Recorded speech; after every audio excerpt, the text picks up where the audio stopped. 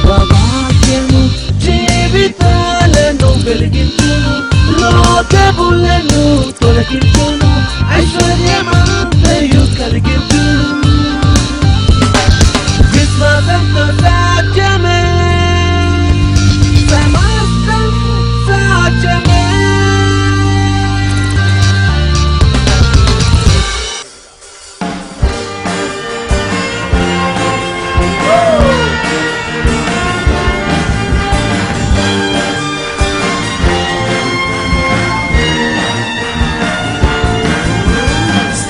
స్తోత్రములు పాడెదను, యుగ యుగములను స్తుతి పాత్రుడా, మహిమా ప్రభావములన్నిటిలో స్తుతి స్తోత్రములు, స్తుతి స్తోత్రములు పాడెదను, యుగ యుగములను స్తుతి పాత్రుడా, మహిమా ప్రభావములన్నిటిలో యేసు నీవే, యేసు నీవే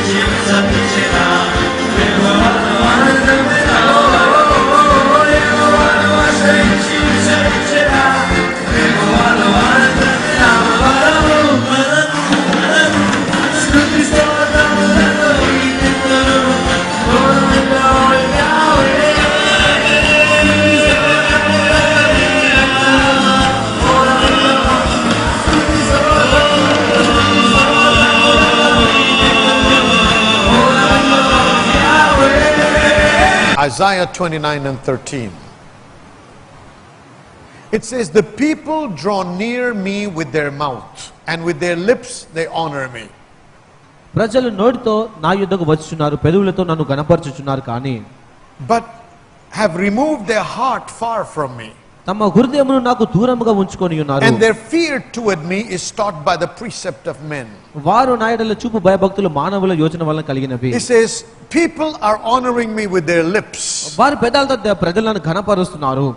And they're drawing near me with their mouth. వారి నోటితో మాటలతో నా దగ్గరికి సమీపించి వస్తున్నారు. But their heart is removed from God. అయితే నా హృదయం, వారి హృదయం దేవుని నుంచి దూరంగా వెళ్ళిపోయింది. And they have no real fear of God. దేవుని పట్ల నిజమైన భయభక్తులు అనేవి లేవు. So we said true honor నిజంగా దేవుని గణపరచు విషయం is అనేది an outflow from a heart that fears God. దేవుని యందు భయభక్తులు కలిగినటువంటి హృదయంలోంచి వచ్చేది అని చెప్పాను. It is an expression that flows out from a heart that fears God. దేవుని యందు భయభక్తులు కలిగినటువంటి ఆ హృదయంలో నుంచి వస్తున్నటువంటి వ్యక్తీకరణ అది. And now we are studying this in the light of Abraham's life. Abraham జీవితం అనే వెలుగులోంచి విషయాన్ని నేర్చుకోవడం జరుగుతుంది ఇప్పుడు. The reason being, కారణం ఏమిటంటే in Isaiah 51 verse 2, యెషయా గ్రంథం 51:2వ వచనంలో God said, look unto Abraham, నీ తండ్రి అయిన అబ్రహామును ఆలోచించుడి your అన్నాడు. father. నీ తండ్రి అయిన I Abraham, have called him, నేను ఆయనను పిలిచాను, I have blessed him, ఆయనను and I ఆశీర్వదించాను, have increased him. ఆయనకు అభివృద్ధిని ఇచ్చాను. And I'm trying to teach you మీకు బోధిస్తున్నాను that the ఈరోజు. blessing and increase that manifested in Abraham's life Abraham జీవితంలో కలిగినటువంటి ఈ అభివృద్ధి was ఆశీర్వాదం not అనేది because of luck or fluke. అదృష్టవశాత్తు లేదా అనుకోకుండా జరిగినవి It కాదు, was not an accident. ప్రమాదవశాత్తు జరిగినవి But కాదు. Abraham discovered some keys. Abraham కొన్ని తాళం చెవులను వెతుక్కోవడం జరిగింది, by which he was able to unlock the blessings that are kept for the children of God. తద్వారా ఆ ఇశ్రాయేలు ప్రజల కొరకు ఆ దాచిపెట్టినటువంటి ఆశీర్వాదాలు తెలుసుకోవడం God కోసం. is no respecter of persons. దేవుడు ఏ వ్యక్తికి పక్షపాతం చూపించేవాడు కాదు. What he has done for Abraham, he will do for you. Abraham ఏదైతే కార్యం చేస్తాడో మీకు కూడా చేస్తాడు దానిని. If only you will learn how Abraham operated. Abraham ఎలా పనిచేశాడో మీరు తెలుసుకున్నప్పుడు If you మాత్రమే. will locate and discover those keys ఆ తాళం చెవులను కనుక మీరు కనుగొనిన సందర్భంలో and begin to use those keys, వాటిని వినియోగించడము నేర్చుకుంటే you can begin to experience the same experiences that Abraham had. Abraham అనుభవించినటువంటి అనుభవాలు మాత్రమే నీవు కూడా కలిగి ఉండడం జరుగుతుంది. That's the reason why I dealt with the key of obedience first. అందుకోసం మొట్టమొదటిగా విధేయత అనే తాళం చెవి గురించి Now మాట్లాడాను. I'm showing you from the life of Abraham how he used the key called the key of honoring God. దేవుని కనపరచుట అనే తాళం చెవిని ఇప్పుడు అబ్రహాం ఎలా వినియోగించాడు ఆ విషయాన్ని మనం నేర్చుకోబోతున్నాము. I showed you that wherever he went and there were significant things that happened in his life, ఆయన ఎక్కడ వెళ్ళినా కూడా ఒక అద్భుతమైనటువంటి కార్యాలు జరిగాయి అనే విషయాన్ని నీకు చూపిస్తూ ఉన్నాను. he built an altar ఆ తాను బలిపీఠం కట్టాడు, where he praised God, దేవుని స్తుతించాడు, అక్కడ where he worshipped God, దేవుని ఆరాధించాడు, where he thanked the Lord, దేవునికి and కృతజ్ఞతలు he చెప్పాడు, offered up a sacrifice. దేవునికి అర్పణ అర్పించాడు. And we said the altar speaks of at least three things. బలిపీఠం అనేది కనీసం 3 విషయాల గురించి తెలియజేస్తుంది అని The చెప్పాడు. altar is a place where you encounter God నువ్వు దేవుని కలుసుకునే స్థలమే బలిపీఠం to అవుతుంది. express your gratitude. నీ ఆనందాన్ని దేవునికి వ్యక్తీకరించేది. An altar is a place of sacrifice. నువ్వు అర్పణ అర్పించే స్థలము బలిపీఠం An అయ్యున్నది. altar is a place of worship. అలాగే దేవుని ఆరాధించే స్థలం అది. Abraham honored God అబ్రహాము దేవుని through his గణపరిచాడు obedience. తన విధేయత ద్వారా.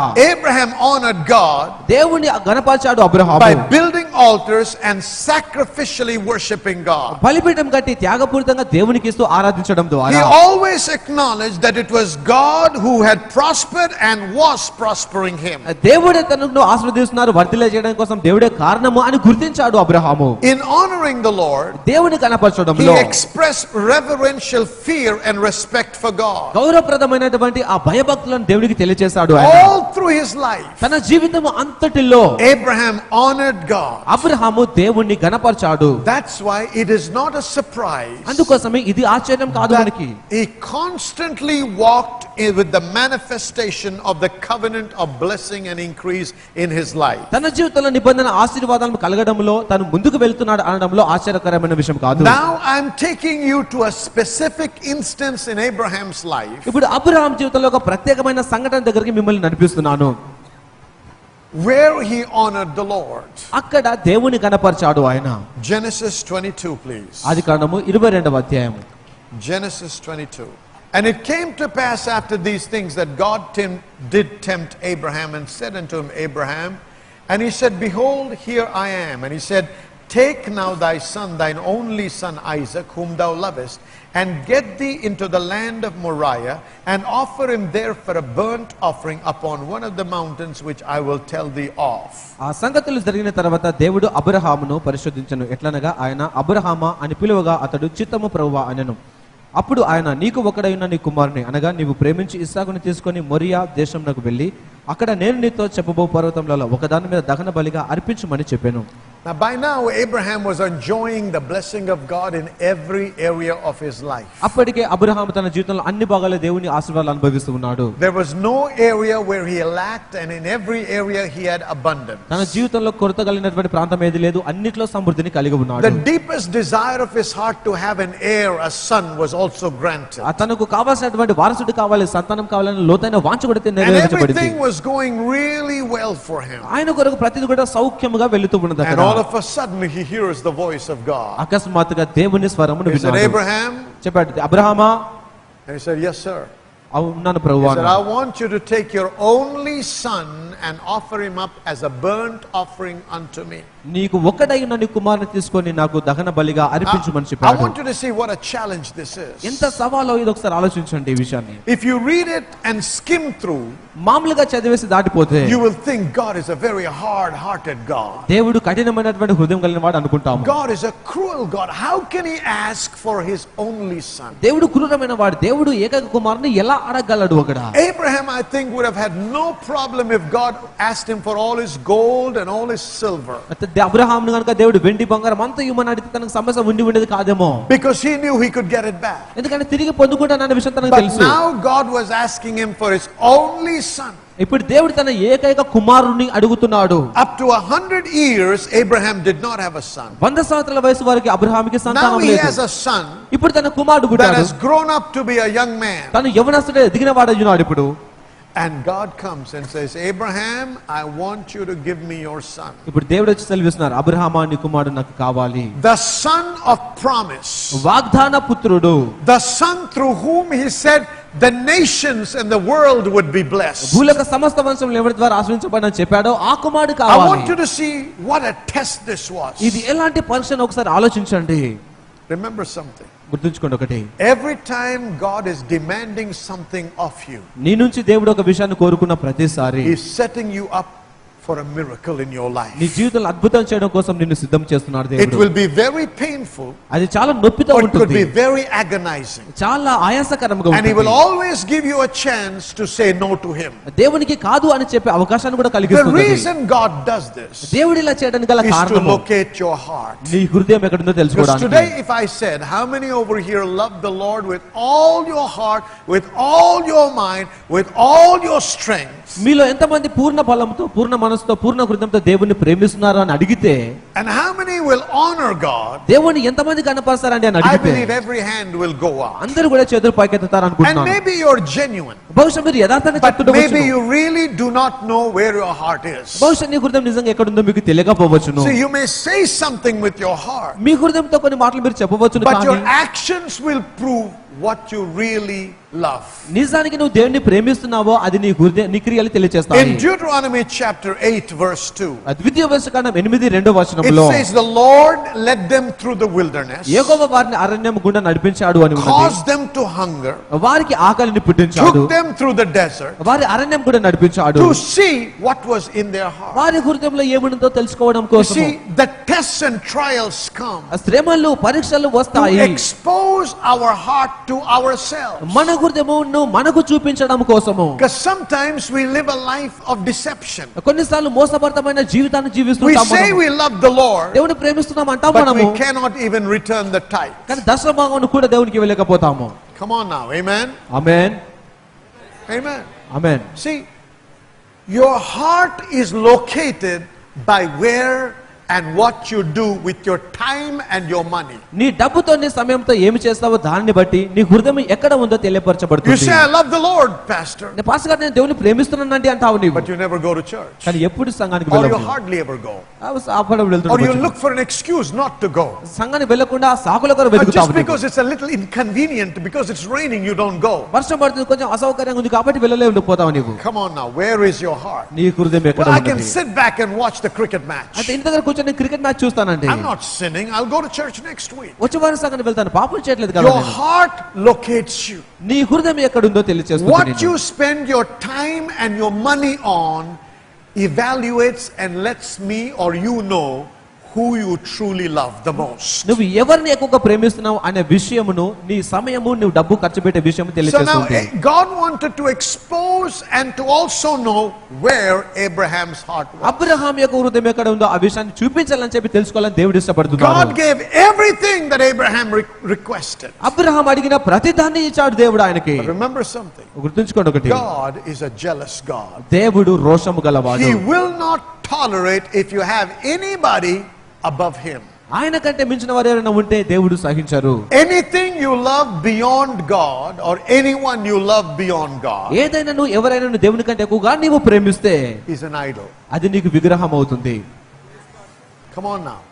It's an idol. అది ఒక విగ్రహము. And God cannot tolerate that. దేవుడు దానిని సహించడు. He doesn't want to be equal to anybody or less than anybody in your life or in your heart. నీ జీవితంలో, నీ హృదయంలో ఎవరితో సమానంగా ఆయన ఉండడం ఇష్టపడు, ఎవరితో కంటే తక్కువగా ఉండడం కూడా You see, ఇష్టపడతాడు. sometimes God may come to somebody here and say, కొన్నిసార్లు కొంతమంది దగ్గరికి దేవుడు వచ్చి I చెప్పవచ్చు, want you to give up your job and come into full-time ministry. నీ ఉద్యోగాన్ని వదిలేసి సంపూర్ణ సేవలోకి రా అని And you అడగవచ్చు. say, yes Lord, I believe I will serve you. దేవా నిన్ను సేవిస్తానని I నమ్ముతున్నాను, want to serve you. నేను But సేవించాలనుకుంటున్నాను give me 3 years or 5 years. కానీ 3 లేదా 5 సంవత్సరాల I సమయం will ఇవ్వండి take నాకు. voluntary retirement నేను voluntary retirement and I will తీసుకుంటాను. come serve you. అప్పుడు వచ్చి సేవిస్తాను మిమ్మల్ని. Because you know, Lord, మీకు తెలుసు I దేవా, don't want to be a burden on the church. సంఘ పైన భారంగా ఉండడం I నాకు ఇష్టం don't లేదండి. want to be a burden on a ministry. పరిచర్య పైన భారంగా ఉండడం I ఇష్టం will లేదు make నేను. my life secure. నా జీవితాన్ని భద్రపరచుకుంటాను And నేను. once I'm secure, ఒకసారి భద్రతలోకి I will రాగానే serve you. అప్పుడు మిమ్మల్ని సేవిస్తాను. Listen to me. వినండి జాగ్రత్తగా. Delayed obedience is disobedience. వాయిదాలు వేసిన విధేయత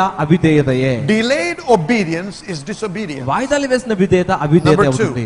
రెండవది, When you say, God, I want to make my life secure, నా జీవితాన్ని భద్రం చేసుకుంటానని నువ్వు you're దేవుడికి saying, చెప్పినప్పుడు God, you're not capable of taking care of నువ్వు me. దేవుడికి చెప్తున్నా, దేవా నన్ను పోషించవలసిన సామర్థ్యం నీకు I లేదు. will work for you, but let me first take care of my life. అని నేను గౌరవిస్తాను మీ మాట, కానీ మొట్టమొదటి నన్ను చూసుకొనివ్వండి. You know what he said? ఏమంటున్నాడు తెలుసా? Let the dead bury the dead, come follow me. మృతులను పాతి పెడతారు, మీరు నన్ను I అనుసరించండి am అన్నాడు. calling you now and right now. అయితే ఇప్పుడే నిన్ను పిలుస్తున్నాను, ఇప్పుడే జరగా. Abraham said, అబ్రహాం చెప్పాడు, he received the word now. వాక్యాన్ని పొందుకున్నాడు. ఇప్పుడు ఆయన And listen to what he says. ఆయన ఏం చెప్తున్నారు He చూద్దాం. doesn't say, but he acts. క్రియ చేశారని చెప్పలేదు. Verse చూడండి. 3. 3వ వచనం. Abraham rose up early in the morning and saddled his ass and took 2 of his young men with him and Isaac his son and clave the wood for the burnt offering and rose up and went unto the place of which God had told him. ఆ తెల్లవారినప్పుడు Abraham లేచి తన గాడిదకు గంత కట్టి తన పనివారుల ఇద్దరిని తన కుమారుడు ఇస్సాకును వెంట పెట్టుకొని దహన బలి కొరకు కట్టెలు చీల్చి లేచి దేవుడు తనతో చెప్పిన చోటికి వెళ్ళెను.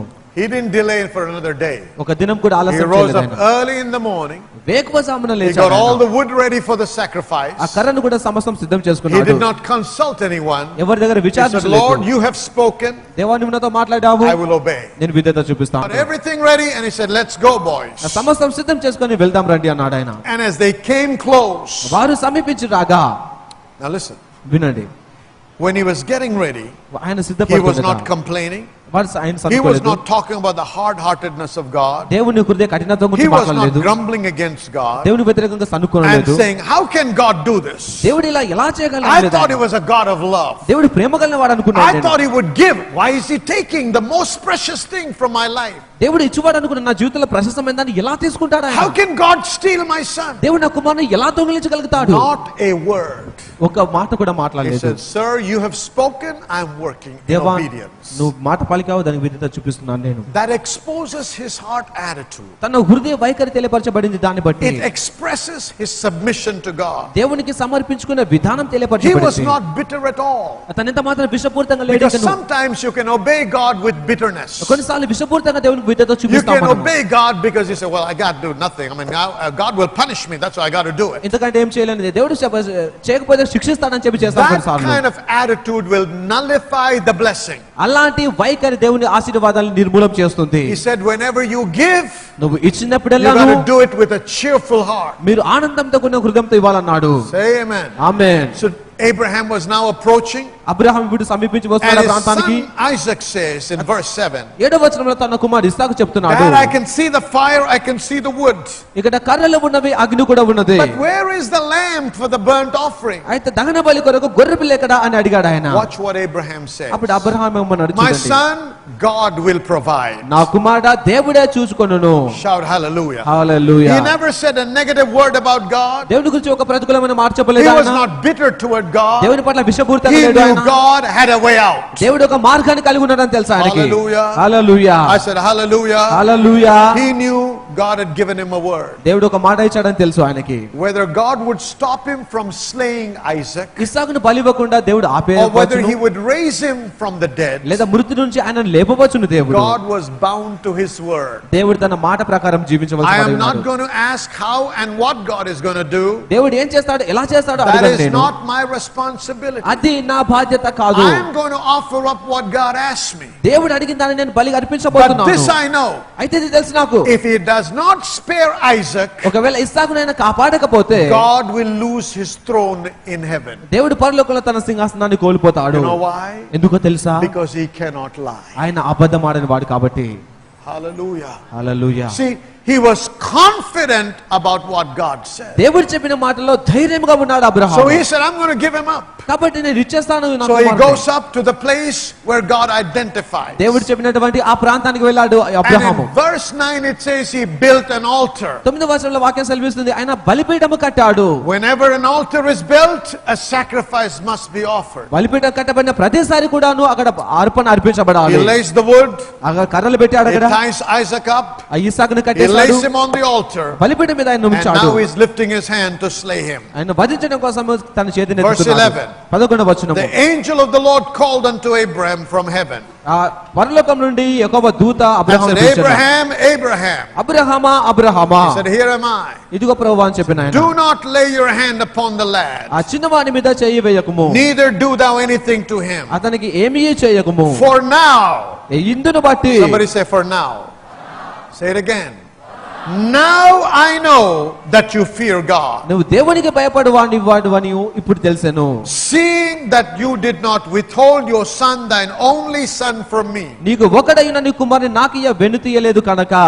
He said, Abraham, అబ్రహామా now by your action I know. ఇప్పుడు నీ క్రియను బట్టి నాకు తెలుస్తుంది. Not just because you said something with your mouth, నీ నోటితో కొన్ని మాటలు పలికావు దాన్ని బట్టి కాదు, but by your offering, నీ అర్పణను by బట్టి, your action, నీ క్రియను బట్టి, through your active expression. నీ క్రియాత్మకమైన I వివరణ బట్టి know that you fear the Lord. నువ్వు దేవునికి భయపడవాడని తెలిసింది. In other words, he was saying, మరో మాట చెప్పాలంటే ఇలా you చెప్తున్నాడు, have honored me beyond your son, నీ కుమారుని కంటే ఎక్కువగా నన్ను గణపరిచావు నీవు. because you did not withhold that which was most precious to you. నీకు అత్యంత ప్రశస్తమైన దాన్ని ఇవ్వక వెనుతీయలేదు కనుక. And immediately God supernaturally provides the sacrifice. దేవుడు వెంటనే సహజరితంగా తనకి సమకూర్పును And in కలుగచేశాడు. verse 15, 15వ వచనంలో the angel of the Lord calls him again యెహోవా దూత రెండవ మారు and says, పిలిచెను. Abraham, ఆయన అబ్రహామా అని పిలిచెను. by myself have I sworn. ఇదిగో నేను నీకు ప్రమాణం చేసి తిని. God is making an oath. దేవుడు ఇక్కడ ప్రమాణం And చేస్తున్నాడు. he says, because thou hast done this thing, నువ్వు ఈ కార్యమును చేశావు కనుక, and because you did not withhold your son, your only son. నీకు ఒక్కడైన నీ కుమారుని వెనుతీయలేదు కనుక. Oh, hallelujah. Hallelujah. Because you obeyed, నువ్వు విధేయత చూపించావు కనుక, because you gave up your job, నీ కార్యం నీ ఉద్యోగం because చేశావు you కనుక, gave up whatever I asked you to give up, నేను అడిగిన దాన్ని ఇచ్చేయమందని ఇచ్చేసావు కనుక, because of this, దీనిని బట్టి get ready for what God is about to do. దేవుడు చేయబోతున్న కార్యం కొరకు సిద్ధపడండి. Friend, every time you honor God, నువ్వు దేవుడిని గణపరిచిన ప్రతిసారి you will be rewarded by God. దేవుని ద్వారా నువ్వు గణపరచబడతావు. Listen to me. వినండి, Honoring God is a key in the kingdom of God. దేవుని గణపరచడము దేవుని రాజ్యంలో తాళం చెవి. Jesus said, యేసు చెప్పాడు, I will give you the keys of the kingdom. పరలోక రాజ్యం యొక్క తాళం చెవులు మీకు ఇస్తాను అన్నాడు. When you're born again, నువ్వు తిరిగి you come జన్మించినప్పుడు into the kingdom of God. దేవుని రాజ్యంలోనికి వచ్చావు నీవు. But all the blessings are locked up. అయితే ఆశీర్వాదాలన్నీ కూడా తాళం వేయబడి ఉన్నవి. Unless you discover the keys ఆ తాళం చెవులను నువ్వు కనుగొంటే and తప్ప learn to operate the various keys that hold up the blessing, ఆశీర్వాదాలు ఉంచుకున్నటువంటి రకరకాల తాళం చెవులను ప్రకారం పనిచేస్తేనే తప్ప you will not have access to them. వాటిని పొందుకునే ప్రవేశాన్ని కలిగి ఉండలేవు. What generally Christians know in the body of Christ క్రీస్తు సంఘంలో సాధారణంగా క్రైస్తవులకు తెలిసిందే is ఏమనగా, the key of fasting and praying. ఉపవాసం ఉండి ప్రార్థన చేయడం వారికి బాగా తెలుసు. The key of fasting and blessing is for a particular purpose. ఉపవాస ప్రార్థన అనేది ఆ తాళం చెవి అనేది ఒక ప్రత్యేకమైన ఉద్దేశం That కొరకు key enables you to draw close to God. దేవునికి సమీపించడం కోసం తాళం చెవి నీకు సహాయం That చేస్తుంది. key unlocks the heavens for the power of God to flow through you unhindered and unchecked. ఎలాంటి ఆటంకం లేకుండా దేవుని యొక్క శక్తి నీలో ప్రవహించడం కోసం మార్గాన్ని తెరిచే తాళం చెవి అది. After he fasted for 40 days ఆయన 40 దినాలు ఉపవాసం ఉన్న తర్వాత and prayed in the wilderness, అరణ్యంలో ప్రార్థించిన he తర్వాత came out full of the Holy Ghost. సంపూర్ణ పరిశుద్ధాత్మతో నింపబడి వచ్చారు ఆయన That బయటికి. key unlocks the power to manifest in your life. దేవుని శక్తి మీలో పనిచేసేలా మార్గాన్ని తెరుస్తుంది ఆ తాళం చెవి. But that is not the key for blessing. అయితే ఆశీర్వాదం కొరకున్న తాళం చెవి అది కాదు. There is not one key. He said, I will give you the keys.